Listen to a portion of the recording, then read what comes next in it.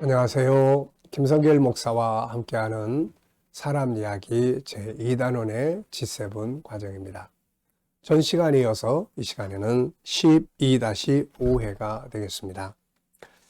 자, 전 시간부터 억압에 눌려있는 자기 자신을 어떻게 자유케 할 것인가에 대해서 우리가 살펴보고 있죠. 그래서 첫 번째는 자존감을 높여라. 15가지 매일 10번씩만 외쳐라 말씀드렸고요. 두 번째는 생각을 바꿔라 하는 것입니다. 같은 사건을 놓고 생각이 다 다르거든요. 어떻게 생각을 하느냐에 따라서 억압에서 자유를 얻기도 하고 다시 억압하기도 하고 이렇게 되는 거죠. 정주영 회장이 이제 중동의 건설 붐을 일으킬 때 그때 당시에 박정희 대통령이 정부 관료들을 보내서 시장 조사를 했는데 돌아와서 하는 말이 여기서는 건축 공사를 못 합니다. 너무 뜨겁고 전부 모래만 있고 바람 불고 물도 없고 이렇게 이야기를 했죠. 그래서 이제 이 박 대통령이 이 정주영 회장을 불러가지고 당신이 갔다 와라. 당신이 보고하는 말을 나는 보고 판단하겠다.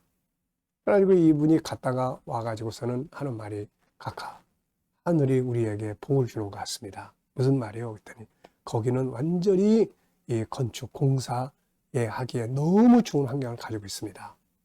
거기에는 완전히 다 공사에 제일 많이 필요한 모래가 지천에 깔려 있고 그리고 물은 또 퍼다 날르면 됩니다.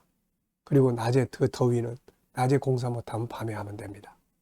그래가지고 본격적으로 중동에 건설 붐이 일어났다고 하죠. 같은 상황인데 어떻게 해석을 할 거냐는 거예요. 어떻게 생각을 가질 거냐는 거예요. 이것이 억압을 하기도 하고 자유를 주기도 하고 한다는 것입니다. 자, 세 번째는 언어를 바꾸라 하는 거예요. 억압하던 말들을 모두 버리고 자기를 자유하게 하는 말을 사용을 하기 시작을 해야 합니다. 에이 바보야. 이게 아니고 나는 하나님을 닮은 능력 있는 사람이야. 아니 난 아무것도 할 수 없어. 지금은 잘 못하지만 내가 조금만 노력하면 잘할 수 있어. 내 안에는 잘할 수 있는 능력이 있거든. 이게 어떤 말이 더 사람을 자유하게 하겠습니까? 뭐 이렇게 하는 일마다 안 돼. 이렇게 표현하지 말고 야, 참 좋은 경험이다. 무엇보다 사용하는 언어를 바꾸는 것이 자기를 정신적 감옥, 억압에서 자유하게 하는 아주 중요한 길임을 우리가 기억을 해야 합니다. 에베소서 4장 29절에도 무릇 더러운 말은 너희 입 밖에도 내지 말고 오직 덕을 세우는데 소용되는 대로 선한 말을 하여 듣는 자들에게 은혜를 끼치게 하라 하는 거죠. 자, 네 번째는 환경에 변화를 주라는 겁니다. 자, 어떤 이제 직장인의 이야기입니다. 어느 날 저녁 아리스는 몹시 피곤한 몸을 이끌고 간신히 집으로 돌아왔다. 그녀는 몹시 지쳐서 두통도 나고 등도 아팠다. 그녀는 저녁 식사도 하고 싶지 않아 곧장 침대로 갔다. 그녀가 잠을 자려고 하는데 어머니가 몹시 간청하는 바람에 간신히 몸을 추스리고 식탁 앞에 앉았다. 그때 갑자기 전화벨이 울렸다. 그것은 아리스의 남자친구로부터 온 무도의 초대에 전화했다. 그 순간 그녀의 눈동자는 별처럼 빛났고 그녀의 몸과 마음은 나는 새처럼 몹시 가벼워졌다. 그녀는 2층까지 단숨에 뛰어올라가 푸른 야외복으로 갈아입고 곧장 무도에 나갔다.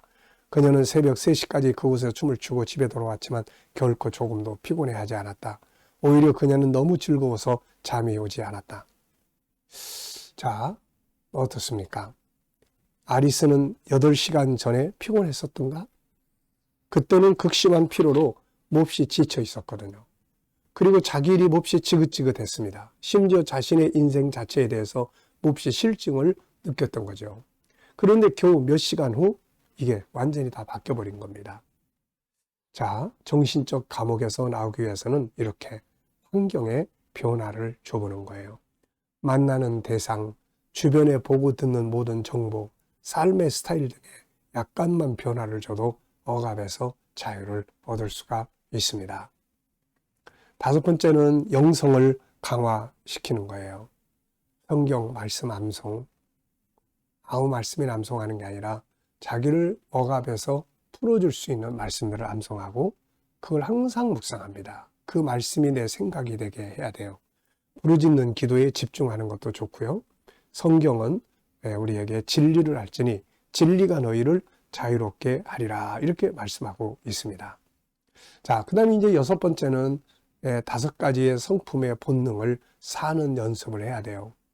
나를 가장 자유하게 살게 하고 어떤 심리적 질병에서도 치료하게 만드는 특효약은 바로 내 안에 있는 5가지 성품을 사는 일입니다. 사람은 누구나 본능을 가지고 있는데 그것은 하나님의 형상 5가지 5성품을 살고 싶어하는 마음이에요. 자, 먼저 유일성을 사는 연습을 해야 합니다. 존귀하게 인정받고 싶은 마음, 존귀하게 살고 싶은 마음, 자신의 장점대로 살고 싶어하는 마음, 하고 싶은 일을 하면서 살고 싶은 마음, 재능의 다양성에서 나오는 재능을 인정받고 재능을 개발하고 성공하고 싶어하는 마음, 잘해보고 싶은 마음. 잘해보려고 하는데 잘 안 돼요. 여러분, 잘 안 되는 것은 어떻게 보면은 정상적인 거예요. 내가 익숙하지 않은 상태에서, 내 몸과 마음이 힘든 상태에서 뭔가를 한다는 것은 자연스럽게 힘든 일입니다. 근데 그걸 힘들다고 그래서 그냥 포기해버리면 그 다음에는 아예 못하게 되는 거예요. 그래서 이렇게 이 유일성 안에 있는 성품들을 하나하나 찾아서, 그래, 오늘은 한 발자국만 가보자. 오늘 이렇게 가보자. 제가 책을 읽을 때는 항상 어떤 책은 막 700페이지, 800페이지 이렇게 되는 책들이 있어요. 그럼 그 책을 읽으려고 딱 놓고 보면은 한숨부터 나옵니다. 이야, 이거 언제 다 읽지? 그러다 보면 한 장도 못 읽어요. 그래서 제가 전략을 바꿨습니다. 하루에 한 페이지만 읽자. 무조건 하루에 한 페이지씩만 읽자. 그러다가 재밌으면 더 보는 거고. 그래서 이 700페이지, 800페이지 책을 정복하고 읽게 되는 거거든요. 그러니까 한꺼번에 뭘 어마어마하게 많이 하려고 생각하는 것보다 한 페이지씩만, 조금씩만, 한 발자국씩만 이렇게 행동해 보는 것이 중요합니다. 자, 인격성에서는 또 어떤 본능이 있습니까? 생각하는 기능, 자기 생각을 인정받고 싶어하는 마음, 자유하고 싶은 마음, 소통하고 싶은 마음, 이런 것들이 있는 거예요. 그러면 내가 이런 것들을 누군가와 소통을 해야 된다 그러면은 상대방의 탓으로만 자꾸 말하지 말고 내가 소통하는 방법을 자꾸 배워가지고 이런 분들에겐 내가 어떻게 소통을 해야 된다 해서 한 번씩 또 도전해 보는 거예요. 이렇게 거룩성, 거룩하게 살고 싶은 마음, 좋은 성품을 살고 싶어하는 마음, 사랑성, 사랑받고 싶은 마음, 사랑 주고 배려하고 배려받고 싶은 마음, 이런 걸 살도록 계획을 짜고 내가 누구를 배려할까? 오늘은 어디를 배려할까? 내가 또 배려를 받고 싶고 사랑받으려면 어떻게 해야 될까? 사랑받고 싶다 그러면서 맨 미운 짓만 하면은 안 되지 않습니까? 이게. 그러니까 이렇게 만들어 가는 거예요. 영원성, 천국인으로서 살고 싶은 마음 또는 세상 것들을 잃어버려도 하늘의 것을 충만한 누리고 싶은 마음, 이런 것들을 하나하나 생각을 해서 나는 이거를 어디까지 이루어야 되겠다, 이런 거를 하는 거예요. 이렇게 사는 게 자유입니다. 이런 삶이 억압을 받을 때 그게 상처가 되고 병이 되죠. 물은 계속 흘러야 합니다. 막혀 있으면은 썩는 거죠. 때로는 옆으로 흘러 넘치기도 합니다. 세상의 수많은 문제들은 하나님의 5가지 성품을 살고 싶어하는 마음이 억압을 받는 데서 생기는 현상들이에요. 존귀하게 살고 싶은 사람을 무시하면 어떻게 될까요? 자기의 장점을 살리지 못하고 하고 싶은 일을 하지 못하도록 억압을 받으면 어떻게 될까요?